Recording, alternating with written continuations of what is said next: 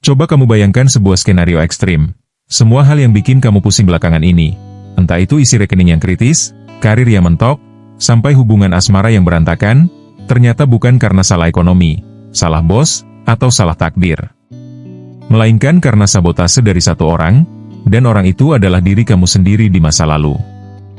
Kasar kedengarannya, tapi ini adalah tamparan fakta psikologis yang mahal. Realita hidup kita hari ini adalah cerminan dari cara kita memilih di masa lalu. Sialnya, banyak dari kita yang mendadak lumpuh dan kehilangan logika saat berdiri di persimpangan jalan. Kita terjebak dalam lingkaran setan bernama overthinking, sibuk nanya ke semua orang, baca semua data, tapi ujung-ujungnya tetap diam di tempat tanpa berani mengambil langkah apapun. Kita ketakutan setengah mati kalau salah pilih sedikit aja, seluruh hidup bakal hancur berantakan. Kalau kamu sering ngerasa tersiksa dan gemetaran tiap kali harus menentukan pilihan, cara otakmu dalam mengambil keputusan yang harus direbot total. Satu hal yang jarang disadari orang adalah satu keputusan tunggal yang kamu ambil hari ini, punya kekuatan magis buat ngubah total garis takdir hidup kamu beberapa tahun ke depan. Bisa jadi keputusan buat dengerin ringkasan buku The Decision Maker ini sampai habis atau keputusan buat mulai belajar hal baru malam ini, adalah titik balik yang bakal bikin versi dirimu di masa depan tersenyum sukses. Kualitas hidup kamu itu berbanding lurus dengan kualitas keputusan yang kamu ambil. Tapi celakanya, sebagian besar dari kita gak pernah diajarin gimana cara mengambil keputusan yang benar. Kita sering banget bikin kesalahan fatal saat berada di bawah tekanan. Kesalahan terbesar manusia saat mengambil keputusan adalah mereka terlalu ngandelin emosi sesaat atau malah sebaliknya, terjebak dalam perangkap logika yang berlebihan alias overthinking. Pas lagi seneng banget, kita gampang banget ngumbar janji atau ngambil komitmen besar yang sebenarnya gak mampu kita penuhin. Pas lagi sedih atau marah, kita gampang banget mutusin hubungan atau keluar dari kerjaan tanpa mikirin rencana cadangan. Kita sering lupa kalau emosi itu kayak cuaca yang bisa berubah dalam hitungan jam, sedangkan dampak dari keputusan yang diambil saat emosi itu sifatnya permanen. Selain faktor emosi, musuh utama yang paling sering melumpuhkan kita adalah overthinking. Istilah kerennya di dunia psikologi sukses disebut analisis paralisis, alias lumpuh karena terlalu banyak analisis. Kita hidup di zaman di mana informasi itu tumpah ruah. Mau beli laptop aja ada ratusan video reviewnya. Mau mulai bisnis aja ada ribuan tutorialnya. Alih-alih bikin kita pinter, banjir informasi ini malah bikin otak kita kewalahan. Kita kepo sama semua kemungkinan buruk, kita takut rugi, kita takut dihakimi orang lain, dan kita pengen pilihan yang 100% sempurna tanpa risiko. Padahal, di dunia nyata ini, gak ada yang namanya pilihan sempurna. Pas kamu berusaha menganalisis segala hal sampai detail terkecil demi menghindari risiko, kamu sebenarnya lagi kehilangan waktu, energi, dan momentum berharga kamu. Overthinking itu gak bikin keputusanmu jadi lebih baik, dia cuma bikin kamu capek sebelum bertarung. Disinilah buku luar biasa berjudul The Decision Maker datang buat menyelamatkan hidup kamu. Buku ini ngebongkar sebuah rahasia besar kalau kemampuan mengambil keputusan itu bukan bakat bawaan lahir, melainkan sebuah keterampilan atau skill yang bisa dipelajari, dilatih, dan dikuasai oleh siapa saja. Buku ini ngajarin kita cara memotong semua drama di dalam kepala, menyingkirkan kabut overthinking, dan ngasih kita sebuah sistem konkret supaya kita bisa mengambil keputusan dengan cepat, tepat, dan tanpa penyesalan di kemudian hari. Buku ini bakal ngubah sudut pandang kamu tentang cara dunia bekerja, dari yang tadinya kamu selalu ragu-ragu dan defensif, jadi pribadi yang tegas, berani mengambil risiko yang terukur, dan siap memegang kendali penuh atas hidup kamu sendiri. Konsep dasar pengambilan keputusan yang efektif menurut buku ini sebenarnya sangat elegan. Keputusan yang baik itu bukan keputusan yang selalu berakhir dengan keberhasilan instan, melainkan keputusan yang diambil dengan menggunakan proses dan metodologi yang benar. Kamu harus paham kalau kamu gak bisa mengontrol hasil akhir, tapi kamu punya kendali 100% atas proses caramu memilih. Seringkali, sebuah keputusan yang udah dipikirkan matang-matang tetap bisa gagal karena faktor keberuntungan atau situasi luar yang gak terduga. Sebaliknya, keputusan yang diambil asal-asalan bisa aja berhasil karena faktor hoki. Tapi orang yang sukses jangka panjang gak pernah mengandalkan hoki. Mereka mengandalkan sistem pengambilan keputusan yang konsisten, karena mereka tahu kalau prosesnya benar. Dalam jangka panjang hukum peluang bakal berpihak kepada mereka dan membawa mereka ke arah kesuksesan yang stabil. Hubungan antara keputusan yang kamu ambil sekarang dengan masa depanmu itu ibarat kamu lagi menanam benih pohon. Keputusan hari ini adalah benihnya, dan masa depanmu adalah buahnya. Kalau kamu hari ini mutusin buat terus-terusan menunda pekerjaan, selalu milih rebahan daripada belajar, dan gak berani mengambil keputusan tegas buat keluar dari lingkaran pertemanan yang toksik, kamu sebenarnya lagi menanam benih pohon yang beracun. Gak usah kaget kalau beberapa tahun lagi hidupmu bakal terasa pahit dan penuh penyesalan. Kamu gak bisa mengharapkan masa depan yang cerah kalau keputusan harianmu selalu didasarkan pada rasa takut dan kemalasan. Sebaliknya, saat kamu mulai berani mengambil keputusan-keputusan sulit yang butuh disiplin, kayak mutusin buat investasi leher ke atas, berani bilang tidak pada hal-hal yang gak penting, dan tegas menentukan arah karirmu, kamu lagi ngebangun fondasi yang kokoh banget buat masa depanmu. Memang rasanya gak nyaman di awal, karena otak kita selalu nolak hal-hal yang butuh energi besar. Tapi disitulah letak ujian mentalnya. Orang-orang hebat yang namanya sering kamu dengar sebagai tokoh sukses di dunia, perbedaan terbesar mereka dengan orang biasa bukan terletak pada seberapa pintar mereka, tapi pada seberapa berani dan efektifnya mereka saat berada di posisi harus mengambil keputusan krusial di saat-saat genting. Mulai sekarang, aku pengen kamu ngubah cara pikir kamu saat dihadapkan pada pilihan. Jangan lagi ngelihat keputusan sebagai sebuah beban berat yang menakutkan, tapi lihatlah itu sebagai sebuah hak istimewa. Sebuah tombol kendali yang dikasih kehidupan buat kamu nentuin mau dibawa kemana arah kapal hidupmu ini. Kamu bukan korban dari keadaan, kamu adalah kaptennya. Dan setiap pilihan yang kamu ambil, peduli setan mau itu besar atau kecil, adalah langkah nyata kamu buat ngedesain nasibmu sendiri. Untuk bisa mengambil keputusan yang jauh lebih cerdas, kita harus membongkar dulu isi kepala kita sendiri. Gimana sih sebenarnya cara otak kita memproses sebuah pilihan? Di dalam ilmu psikologi kognitif, otak manusia itu punya dua sistem berpikir yang bekerja secara simultan. Sistem pertama adalah sistem yang super cepat, otomatis, emosional, dan bekerja di bawah alam sadar. Sistem ini ngebantu kamu menghindar pas ada motor yang tiba-tiba motong jalan, atau bikin kamu otomatis nengok pas ada suara keras. Sistem kedua adalah sistem yang lambat, logis, butuh energi besar, dan penuh perhitungan. Sistem kedua inilah yang kamu pakai pas lagi nyelesain soal matematika yang rumit, atau pas lagi nyusun strategi bisnis jangka panjang. Masalahnya adalah, otak manusia itu secara biologis bawaannya malas dan pelit energi. Otak selalu pengen menghemat kalori. Menjalankan sistem yang logis dan penuh perhitungan itu butuh energi emosional dan glukosa yang banyak banget. Makanya otak kita punya kecenderungan alami buat menyerahkan semua urusan keputusan ke sistem pertama yang cepat dan gak pakai mikir. Pas kamu dihadapkan pada persimpangan pilihan, otakmu bakal buru-buru nyari pola paling gampang dari masa lalu ngasih kesimpulan instan. Ini yang bikin kita sering mengambil keputusan yang salah tanpa kita sadari. Kita ngerasa udah mikir keras, padahal otak kita cuma lagi nyari jalan pintas biar gak capek. Memahami dinamika ini adalah langkah awal supaya kamu gak gampang ketipu sama kenyamanan pikiranmu sendiri.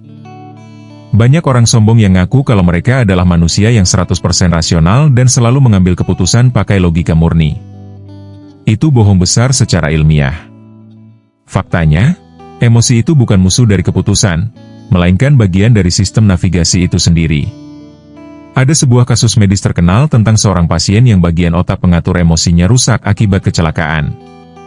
Logikanya tetap jenius, tapi tebak apa yang terjadi? Dia kehilangan kemampuan total buat mengambil keputusan. Dia bisa menghabiskan waktu 2 jam cuma buat milih mau pakai pulpen warna hitam atau biru, karena logikanya terus memperdebatkan pro dan kontra tanpa ada dorongan emosi yang memutuskan ya atau tidak. Emosi itu ibarat kompas internal yang ngasih tahu apa yang berharga dan apa yang berbahaya buat kita. Tapi, emosi berubah jadi bencana pas dia naik ke kursi kemudi dan memegang kendali penuh atas keputusan besar kamu.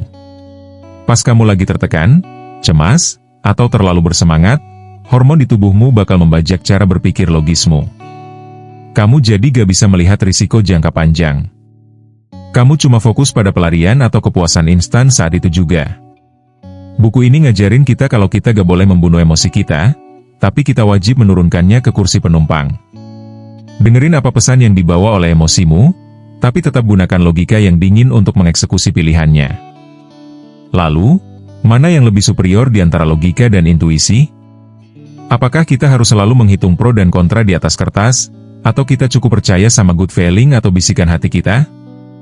Buku The Decision Maker ngejelasin kalau keduanya punya tempat dan porsinya masing-masing, dan orang yang bijak tahu kapan harus mengaktifkan salah satunya. Intuisi itu sebenarnya bukan kekuatan gaib. Intuisi adalah hasil dari ribuan pengalaman dan data masa lalu yang udah terekam di alam bawah sadarmu, yang kemudian muncul dalam bentuk firasat instan. Intuisi bakal sangat sakti dan akurat kalau dipakai di bidang yang udah benar-benar kamu kuasai selama bertahun-tahun. Seorang pengusaha kuliner kawakan bisa tahu sebuah lokasi bakal ramai atau nggak cuma lewat firasat sekali lihat, karena otaknya udah otomatis memproses data ratusan lokasi sebelumnya. Tapi, kalau kamu memakai intuisi di bidang yang baru kamu pelajari, misalnya kamu baru seminggu belajar saham terus pakai firasat buat naruh semua uangmu, itu namanya bukan intuisi, itu judi berkedok failing.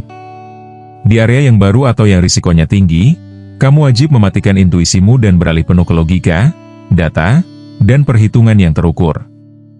Menyeimbangkan keduanya adalah kunci kesuksesan para pengambil keputusan kelas dunia.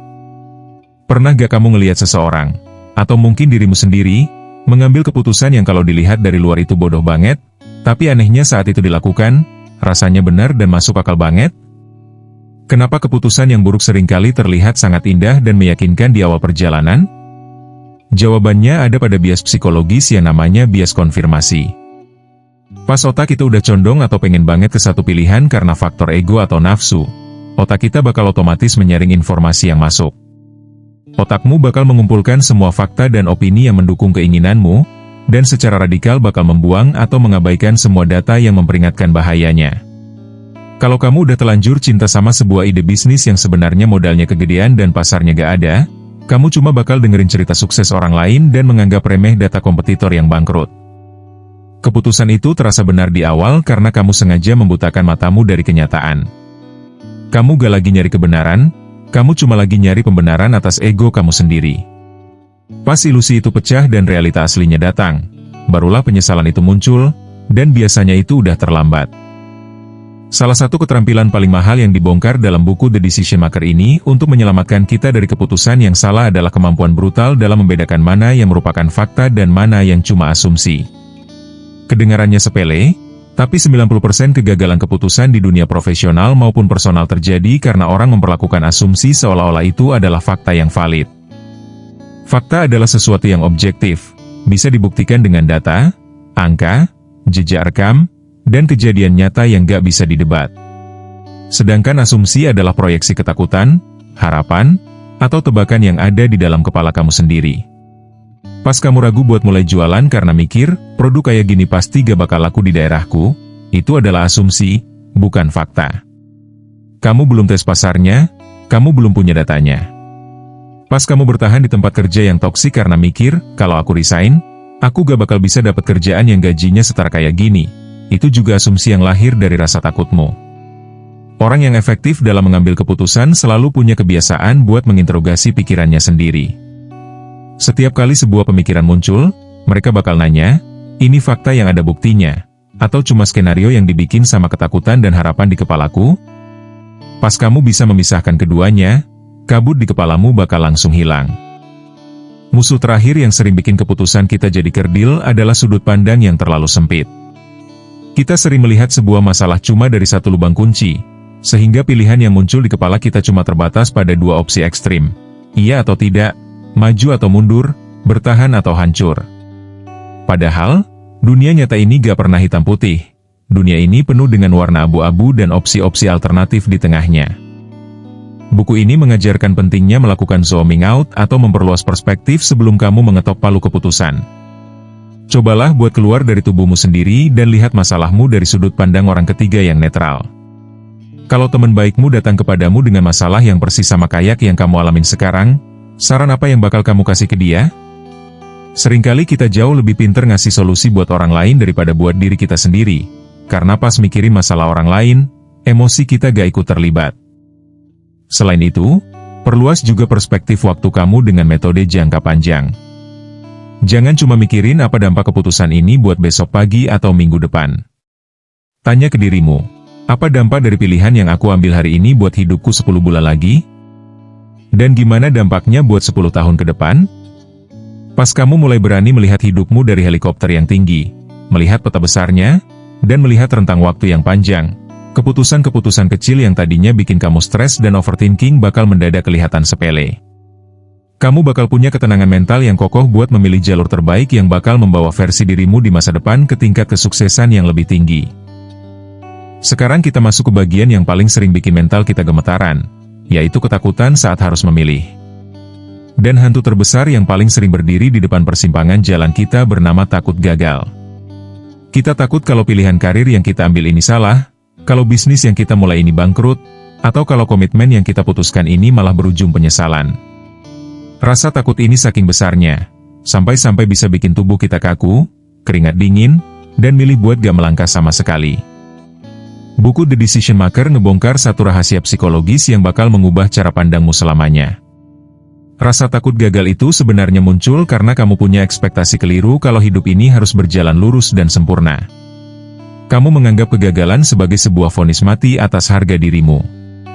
Padahal, bagi para pengambil keputusan kelas dunia, kegagalan itu bukan lawan dari kesuksesan. Kegagalan adalah salah satu fitur wajib yang ada di dalam paket kesuksesan itu sendiri. Kegagalan bukan berarti kamu bodoh. Gagal berarti kamu dapat satu data baru tentang cara yang gak berhasil. Pas kamu mengubah definisi gagal dari akhir dari segalanya menjadi proses pengumpulan data, beban berat di pundakmu bakal langsung runtuh. Kamu gak bakal setakut itu lagi buat memilih, karena kamu tahu, mau hasilnya berhasil atau gagal, kamu tetap bakal tumbuh jadi pribadi yang lebih pintar. Musuh psikologis kedua yang gak kalah licik di zaman modern ini adalah takut kehilangan peluang, atau yang biasa kita sebut FOMO. Di era digital sekarang, kita disuguhin terlalu banyak pilihan. Mau kerja, ada opsi kantoran, freelance, konten kreator, atau bikin startup. Pas kita mau milih satu jalur, otak kita langsung panik dan ngebisikin, kalau kamu milih jalur A, berarti kamu bakal kehilangan kesempatan sukses di jalur B, C, dan D loh. Akhirnya, karena takut kehilangan semua peluang itu, kita malah mencoba buat maruk dan ngambil semuanya, atau malah berakhir gak milih apa-apa karena pusing sendiri. Kamu harus paham hukum malam ini. Memilih sesuatu berarti kamu harus merelakan sesuatu yang lain. Kamu gak bisa dapat semuanya sekaligus. Orang yang sukses bukanlah orang yang mengambil semua peluang yang lewat di depan matanya, melainkan orang yang berani berkata tidak pada 99 peluang bagus, demi fokus penuh mengeksekusi satu peluang yang paling tepat buat hidupnya. Ketakutanmu kehilangan peluang justru bakal bikin kamu kehilangan peluang terbesar dalam hidupmu, yaitu waktu untuk bergerak maju. Berhentilah jadi orang yang plan-plan yang mau aman di semua lini. Terima kenyataan kalau kamu harus mengorbankan opsi lain demi memenangkan opsi utama yang udah kamu pilih. Seringkali, kalau kita mau jujur, alasan kita cemas setengah mati saat mengambil keputusan bukan karena kita takut sama dampaknya ke diri kita sendiri. Kita sebenarnya ketakutan setengah mati sama apa yang bakal diomongin orang lain kalau pilihan kita ternyata salah. Kita takut dihakimi keluarga, takut ditertawakan teman tongkrongan, atau takut kelihatan bodoh di media sosial. Kita membiarkan suara-suara berisik dari luar masuk dan mengacak-acak kompas internal di dalam kepala kita. Buku ini ngasih tamparan keras buat mentalitas yang haus validasi ini. Orang lain itu sebenarnya gak pernah peduli-peduli banget sama hidupmu. Mereka paling cuma bakal berkomentar atau ngegosipin pilihan hidupmu selama 5 menit. Habis itu mereka bakal balik sibuk memikirkan masalah hidup mereka sendiri. Jadi, buat apa kamu mengorbankan masa depanmu cuma demi memuaskan penonton yang bahkan gak ikut bayar tagihan hidupmu? Pas kamu mengambil keputusan berdasarkan ketakutan akan penilaian orang lain, kamu lagi menyerahkan remote kontrol kebahagiaanmu ke tangan mereka. Jadilah pribadi yang berani. Ini hidupmu, kamu yang bakal menanggung dampaknya, jadi kamulah satu-satunya orang yang paling berhak mengetok palu keputusannya. Ketakutan-ketakutan tadi kalau dikumpulin jadi satu bakal melahirkan satu penyakit mental yang paling mematikan bagi seorang eksekutor, yaitu analisis berlebihan, atau analisis paralisis. Kita ngerasa kalau kita terus-terusan nyari data, nanya ke mentor ke-15, dan bikin simulasi risiko sampai 100 kali, kita bisa menciptakan keputusan yang 100% aman tanpa risiko. Ini adalah ilusi yang berbahaya. Analisis berlebihan itu sebenarnya hanyalah kedok yang dipakai oleh rasa takutmu supaya kamu punya alasan logis buat menunda tindakan. Kamu ngerasa lagi produktif karena sibuk menganalisis, padahal kamu cuma lagi ketakutan buat melangkah ke dunia nyata. Di dalam dunia nyata, informasi itu gak akan pernah 100% lengkap. Selalu ada faktor ketidakpastian yang gak bisa kamu prediksi di atas kertas. Buku ini menyarankan kita buat memakai aturan 70%. Pas kamu udah punya data sekitar 70% dan tingkat keyakinanmu udah di angka itu, stop menganalisis. Ketok palunya, ambil keputusannya, dan langsung melangkah. Sisa informasi yang 30% lagi baru bakal kamu temukan dan kamu pelajari sambil berjalan di medan pertempuran. Lebih baik mengambil keputusan cepat yang 70% benar tapi langsung dieksekusi, daripada keputusan 100% sempurna tapi baru diambil 5 tahun lagi pas momentumnya udah hilang. Lalu, gimana cara konkretnya buat membangun otot keberanian agar kita bisa jadi seorang decision maker yang tegas dan gak penakut lagi? Keberanian itu bukan berarti kamu gak punya rasa takut. Keberanian adalah kemampuan buat tetap melangkah meskipun lututmu lagi gemetaran. Langkah pertama yang diajarkan dalam buku ini adalah dengan menggunakan teknik skenario terburuk yang rasional.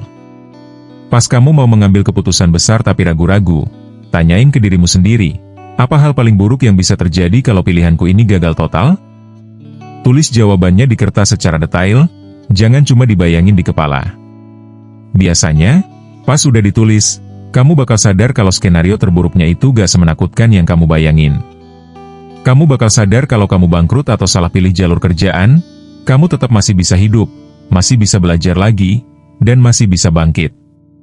Pas otakmu udah tahu batas terendah dari risikonya, rasa takutmu bakal langsung menyusut drastis. Keberanian itu tumbuh saat kamu berhenti menebak-nebak ketakutanmu dan mulai mengukurnya secara logis. Sebuah tamparan realita yang paling berharga dari buku The Decision Maker. Banyak orang yang mengira kalau mereka mendiamkan sebuah masalah, kalau mereka menunda-nunda buat milih jalur karir, atau kalau mereka sengaja gak mau mutusin hubungan yang toksik, mereka lagi aman karena belum mengambil keputusan apapun. Ini adalah kesalahpahaman yang sangat fatal. Kamu harus sadar satu hal ini baik-baik. Di dalam hidup, tidak memilih itu sebenarnya adalah sebuah keputusan. Pas kamu milih buat diam di tempat karena takut salah langkah, kamu sebenarnya lagi mengambil keputusan buat membiarkan situasi yang mengendalikanmu. Kamu lagi mengambil keputusan buat membiarkan waktu memakan peluangmu. Kamu lagi mengambil keputusan buat menyerahkan nasibmu ke tangan orang lain atau tangan keadaan. Dan tebak apa hasilnya? Keputusan yang diambil secara pasif karena rasa takut, hampir selalu berakhir dengan hasil yang paling merugikan buat hidupmu. Jadi, stop bersembunyi di balik alasan belum siap milih. Dunia ini terus berputar, waktu terus berjalan, dan umurmu terus berkurang. Gak mengambil langkah tegas hari ini adalah keputusan sukarela buat tetap jadi orang kalah di masa depan. Lebih baik kamu maju, ambil pilihanmu dengan berani, salah langkah, lalu perbaiki jalurnya, daripada kamu mati pelan-pelan dalam penyesalan karena cuma diam jadi penonton di pinggir jalan. Angkat kepalamu, pilih jalurmu, dan pegang kendali nasibmu sekarang juga. Pernah gak kamu penasaran, gimana caranya para pemimpin besar dunia atau CEO perusahaan multinasional bisa tetap tenang saat harus mengambil keputusan bernilai miliaran rupiah di bawah tekanan waktu yang gila-gilaan? Perbedaan terbesar antara pengambil keputusan amatir dan seorang pemimpin besar bukan terletak pada tingkat kejeniusan IQ mereka, melainkan pada struktur sistem kerja di dalam kepala mereka. Pemimpin hebat tidak pernah mengambil keputusan menggunakan otot emosi atau sekadar tebak-tebakan berhadiah. Mereka menggunakan sebuah kerangka kerja yang terstruktur dan teruji. Salah satu rahasia terbesar mereka adalah kemampuan untuk memisahkan antara kebisingan dengan sinyal informasi yang berharga. Di saat orang biasa panik melihat situasi yang kacau, pemimpin besar bakal melangkah mundur satu langkah, mengisolasi diri dari kepanikan massal, dan fokus melihat gambaran besarnya. Mereka sadar betul kalau setiap keputusan yang keluar dari mulut mereka punya efek domino yang luas. Maka dari itu, mereka melatih diri untuk tidak reaktif. Mereka membiarkan semua data masuk, mendengarkan masukan dari para ahli di bidangnya, lalu melakukan penyaringan ketat menggunakan logika yang dingin sebelum akhirnya mengetok palu dengan ketegasan yang mutlak. Mereka tidak mencari keputusan yang menyenangkan semua orang, mereka mencari keputusan yang benar secara strategis. Kesalahan paling umum yang bikin orang biasa terus-terusan terjebak dalam masalah yang sama adalah mereka hanya bisa berpikir satu langkah ke depan. Istilah kerennya disebut first order thinking. Mereka cuma mikir, kalau aku ambil keputusan sekarang, apa dampak instan yang bakal aku rasain 1 jam atau besok pagi? Contohnya sepele, saat kamu lapar dan milih makan makanan cepat saji yang penuh lemak, first order thinking kamu bakal bilang, wah, ini enak dan bikin kenyang sekarang. Selesai sampai di situ. Sebaliknya, Pengambil keputusan hebat selalu menggunakan second order thinking, alias berpikir beberapa langkah ke depan tentang konsekuensi dari sebuah konsekuensi. Mereka bakal nanya, oke, kalau aku ambil keputusan ini, dampak instannya memang bagus. Tapi apa dampaknya 6 bulan lagi? Apa dampaknya 5 tahun lagi? Dan apa efek samping yang bakal muncul dari keputusan ini ke area hidupku yang lain? Di dunia bisnis, keputusan diskon besar-besaran mungkin bisa menaikkan penjualan dalam minggu ini, tapi seorang pemimpin besar bakal mikir kalau langkah itu bisa merusak nilai merek, brand value, mereka di jangka panjang. Melatih otak untuk selalu melihat rantai konsekuensi jangka panjang ini bakal menyelamatkan kamu dari jebakan-jebakan keputusan instan yang kelihatannya manis di awal tapi beracun di akhir. Di dunia nyata ini, tidak ada satupun keputusan yang 100% bebas dari risiko. Setiap kali kamu memilih satu jalur, kamu otomatis sedang mengundang paket risiko baru ke dalam hidupmu. Orang amatir biasanya menilai risiko menggunakan dua ekstrim yang salah.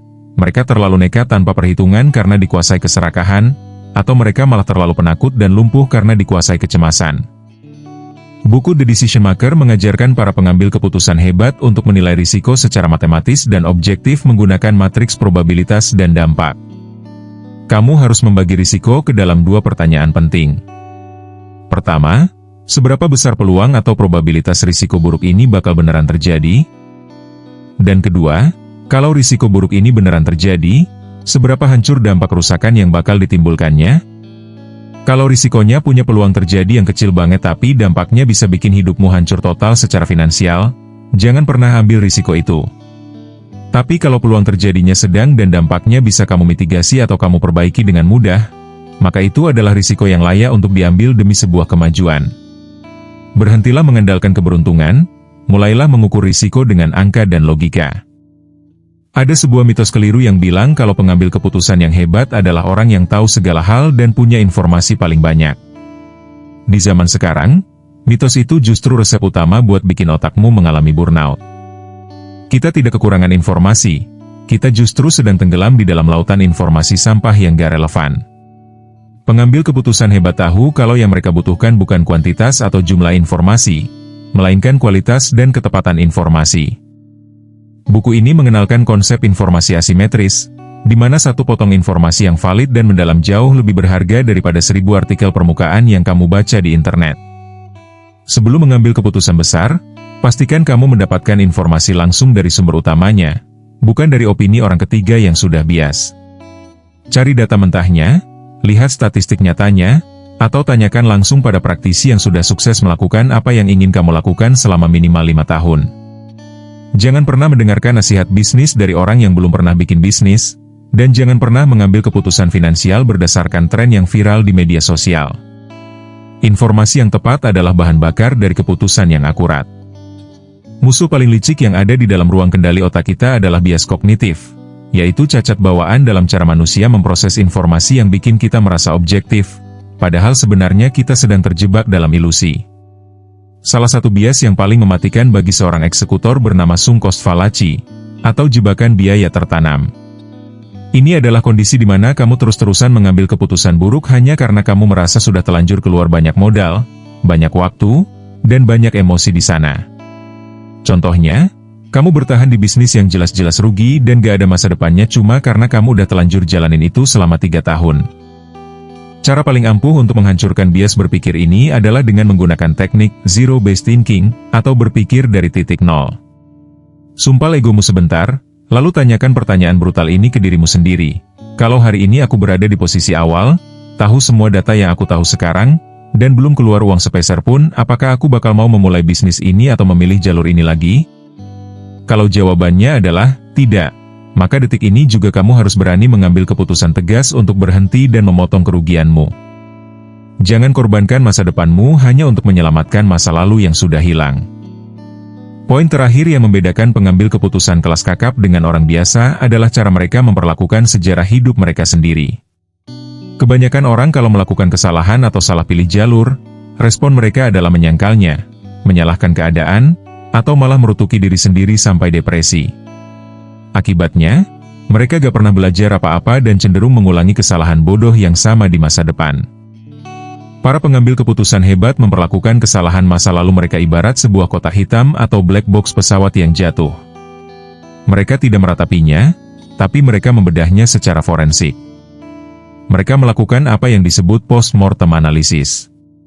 Mereka duduk tegak, membuka catatan, lalu menuliskan dengan jujur, di titik mana kemarin logikaku mulai meleset? Informasi salah apa yang kemarin aku percayai? Dan bias emosi apa yang membuatku buta saat itu?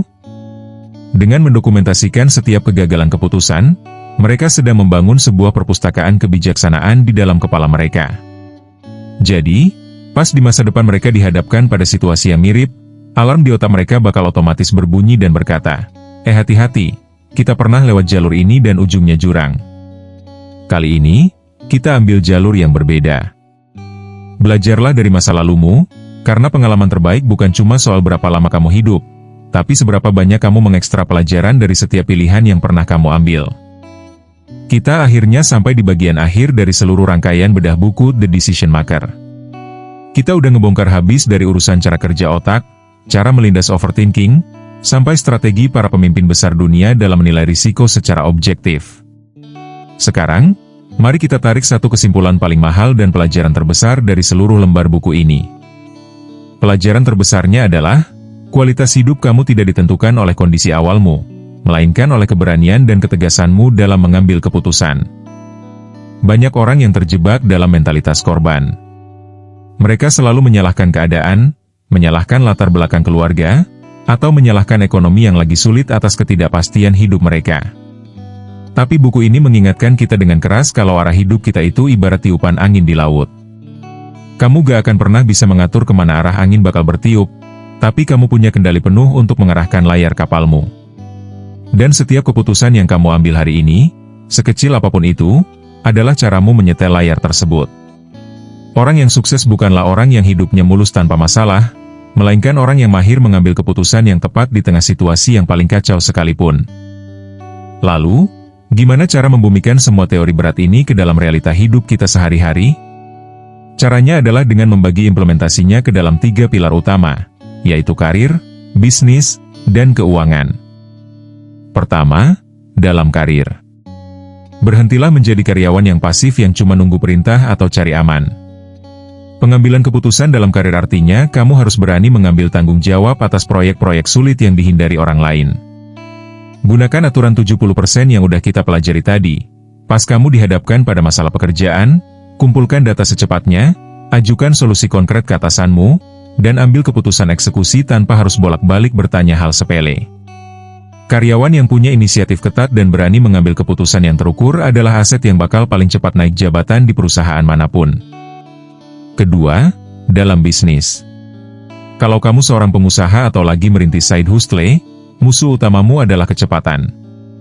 Di dunia bisnis, momentum itu segalanya. Pengambilan keputusan dalam bisnis artinya kamu harus membunuh ego untuk terlihat sempurna di awal. Jangan habiskan waktu berbulan-bulan cuma buat mikirin logo atau perdebatan warna kemasan produk. Lempar produkmu ke pasar secepatnya, lihat respons konsumen secara nyata, kumpulkan data kegagalannya, lalu ambil keputusan perbaikan secara instan di medan pertempuran. Bisnis yang menang bukan yang idenya paling jenius, tapi yang eksekusi keputusannya paling gesit. Ketiga, dalam keuangan. Di area ini, kamu wajib mengaktifkan second order thinking secara radikal. Setiap kali kamu mau mengeluarkan uang untuk hal-hal konsumtif, terutama yang sifatnya gengsi, jangan cuma mikirin kesenangan instan saat menggesek kartu debit atau kreditmu. Tanyakan, apa dampak dari pengeluaran ini buat isi rekeningku 6 bulan ke depan? Dan apakah keputusan finansial ini bakal menjebakku dalam utang yang melelahkan? Miliki keputusan tegas untuk mengotomatiskan investasimu di awal bulan, bukan menyisakan dari sisa belanjaanmu. Selain menerapkan prinsip-prinsip tadi, para decision maker hebat di dunia ternyata memiliki pola kebiasaan harian yang sangat spesifik yang menjaga otak mereka tetap tajam saat memilih. Kebiasaan pertama adalah meminimalkan keputusan sepele. Manusia itu punya kuota harian dalam mengambil keputusan. Kalau energi otakmu udah habis di pagi hari cuma buat mikir pusing mau pakai baju apa, mau lewat jalan mana, atau mau sarapan apa, otakmu bakal kelelahan saat harus mengambil keputusan krusial di siang hari. Itulah alasan kenapa orang-orang kayak Mark Zuckerberg atau Steve Jobs selalu pakai baju yang itu-itu saja. Mereka menghemat energi otak mereka untuk keputusan-keputusan besar yang bernilai strategis. Kebiasaan kedua adalah menyediakan waktu untuk hening. Di tengah dunia yang bising penuh notifikasi medsos dan opini orang, mereka selalu meluangkan waktu minimal 30 menit sehari tanpa HP untuk sekadar berpikir jernih, menulis jurnal, atau memetakan masalah mereka di atas kertas. Mereka tahu kalau keputusan yang bijak tidak akan pernah lahir dari pikiran yang lagi berisik. Teman-teman, pesan utama dari buku The Decision Maker ini sebenarnya sangat sederhana namun menancap kuat. Hidup ini adalah rangkaian dari pilihan-pilihan kecil yang melahirkan konsekuensi besar. Tidak ada orang yang mendadak hancur hidupnya dalam waktu semalam, dan tidak ada juga orang yang mendadak sukses luar biasa dalam waktu 24 jam. Semuanya terjadi lewat akumulasi keputusan-keputusan harianmu. Setiap kali kamu memilih untuk menunda pekerjaan, kamu sedang memutuskan untuk mundur.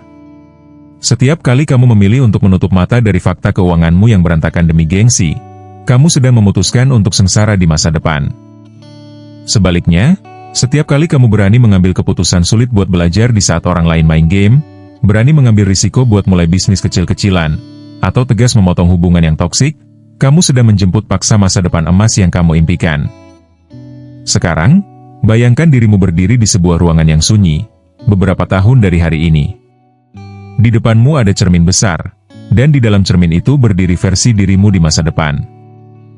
Lihat matanya baik-baik. Apakah matanya memancarkan rasa bangga, hidup dalam kebebasan finansial, dan penuh kedamaian karena dulu kamu di masa sekarang berani mengambil keputusan-keputusan sulit? Atau justru matanya penuh dengan guratan penyesalan yang mendalam, menatapmu dengan layu sambil membisikkan kalimat paling menyakitkan di dunia. Coba aja dulu aku gak penakut, coba aja dulu aku gak overthinking, pasti hidupku gak bakal sesulit ini sekarang.